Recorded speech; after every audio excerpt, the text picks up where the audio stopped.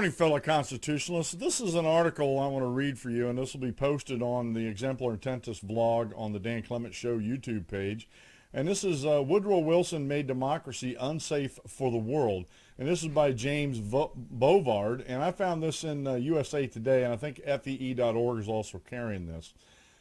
This week is the 100th anniversary of President Woodrow Wilson's speech to Congress seeking a declaration of war against Germany. Many people celebrate this centenary of America's emergence as a world power, but when the Trump administration is bombing and rattling sabers at half a dozen nations while many Democrats clamor to fight Russia, it's worth reviewing World War I's high hopes and dire results. Woodrow was narrowly reelected in 1916 based on a campaign slogan, "Help keep us out of war." But Wilson had massively violated neutrality by providing armaments and money to the Allied powers that had been fighting Germany since 1914. In his war speech to Congress, Wilson hailed the U.S. government as one of the champions of the rights of mankind and proclaimed that the world must be made safe for democracy. American soldiers fought bravely and helped turn the tide on the Western Front in late 1918, but the cost was far higher than Americans anticipated. More than 100,000 American soldiers died in the third bloodiest war in U.S. history. Another 500,000 Americans perished from the Spanish flu epidemic spurred and spread by the war.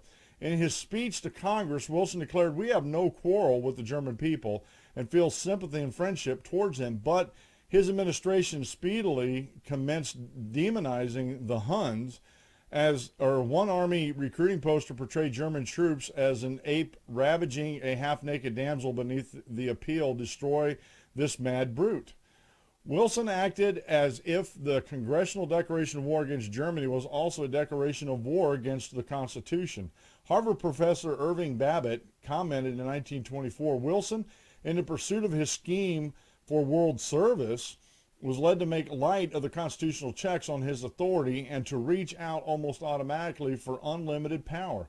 Wilson even urged Congress to set up detention camps to quarantine alien enemies. Wilson unleashed ruthless censorship of any criticism. Anyone who spoke publicly against military conscription was likely to get slammed with federal espionage or sedition charges. Processing a pamphlet entitled 'Long Live the Constitution of the United States' earned 6 months in jail for a Pennsylvania malcontent. Censorship was buttressed by fanatic propaganda campaigns led by the Committee of Public Information, a federal agency whose shameless motto was faith in democracy, faith in fact. The war enabled the American equivalent of the Taliban to triumph on the home front. Prohibition advocates indignantly insisted that any kind of opposition to prohibition was sinister and subvertly pro-German," noted William Ross, author of World War I and the American Constitution. Even before the 18th Amendment, which banned alcohol consumption, was ratified, Wilson banned beer sales as a wartime measure. Prohibition was a public health disaster. The rate of alcoholism tripled during the 1920s. To punish lawbreakers, the federal government added poisons to industrial alcohol that was often converted into drinkable hooch. 10,000 people were killed as a result. Professor Deborah Blum, the author of The Poisoner's Handbook, noted an official sense of higher purpose kept the poisoning program in place. The war provoked the pretext of unprecedented federal domination of the economy. Washington promised that food will win the war, and farmers vastly increased their plantings. Price supports and government credits for foreign buyers sent crop prices and land prices skyrocketing. However, when the credits ended in 1920, prices and land values plummeted, spurring massive bankruptcies across rural America. This spurred perennial political discontent, or spread perennial, This spurred perennial political dissent or discontent that helped lead the federal takeover of agriculture by Roosevelt administration in the 1930s. World War I was ended by the Treaty of Versailles, which redrew European borders willy-nilly and imposed ruinous reparations on Germany. One of Wilson's top aides at the peace talks, Henry White, lamented, "We had such high hopes of this adventure. We believe God called us and now are doing hell's dirtiest work. Wilson had proclaimed 14 points to guide the peace talks. Instead, there were 14 separate small wars in Europe towards the end of his term. After peace had been proclaimed, millions of Irish Americans were outraged that, despite Wilson's bleatings about democracy, Britain brutally repressed Ireland during and after the war. The League of Nations, which Wilson championed in vain, was so smarrily worded that it could have obliged the U.S. to send troops to help Britain crush the burgeoning Irish independent movement. The chaos and economic depression sowed by the war and the Treaty of Versailles helped open the door to some of the worst dictators in modern times, including Germany's Adolf Hitler, Italy's Benito Mussolini, and Vladimir Lenin, whom Wilson intensely disliked because he felt that the Bolshevik leader had stolen his ideas for world peace. As historian Thomas Fleming noted in his 2003 masterpiece, The Illusion of Victory, America in World War I. Despite winning the war, Wilson's Democrat Party was crushed at the polls in both 1918 and 1920. H.L. Mencken wrote on the eve of the 1920 election, the Americans were sickened of Wilsonian idealism that is oblique, confusing, dishonest, and ferocious. Today, have today's policymakers learned anything from the debacle a century ago?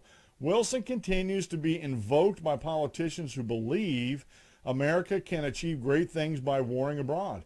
The bellicosity of both Republican and Democrat leaders is a reminder that Wilson also failed to make democracy safe for the world.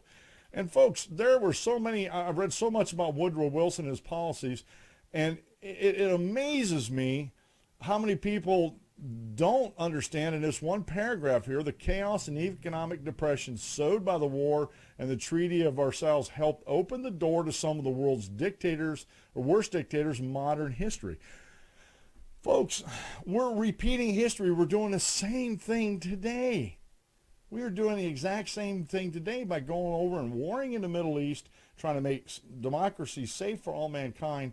And folks, it doesn't happen that way. Just like the gospel and God's word cannot be forcibly assimilated on anybody, neither can democracy. You can't go into a country and destroy that country with war and then try to impose a democracy on those people. It doesn't work that way. Democracies are taught. Being a republic is something that's taught. I mean, why do you think we have such a great republic here? Now, it's starting to show some signs of wear in the last 100 years, but we still have a great republic here. And why do we have that? Because the founding fathers were students. They were students of history, and they were thinkers, and they debated things. They brought all these ideas out in the open, no matter how bad they were, no matter how bad you disagreed with somebody, they were brought out in the open and discussed and debated upon their merits. We don't do that anymore, folks. We just don't. And the republic was not forced on America. Now, there's some libertarians out there that think it was, but it absolutely was not forced on America. And so we can't go around warring and then expect people to have a democratic form of government just because we say so. I think a lot of times our best thing is to be is a shining light on the hill, an example of what a true republic is, with the freedoms and liberties in that public. And Woodrow Wilson in the last 100 years is one of the most disastrous presidencies. And I think the Obama administration actually rivals Wilson's presidency as being one of the most disastrous presidencies in U.S. history. These are my thoughts for my blog, Exemplar Intentus. Have a great rest of the day, and God bless.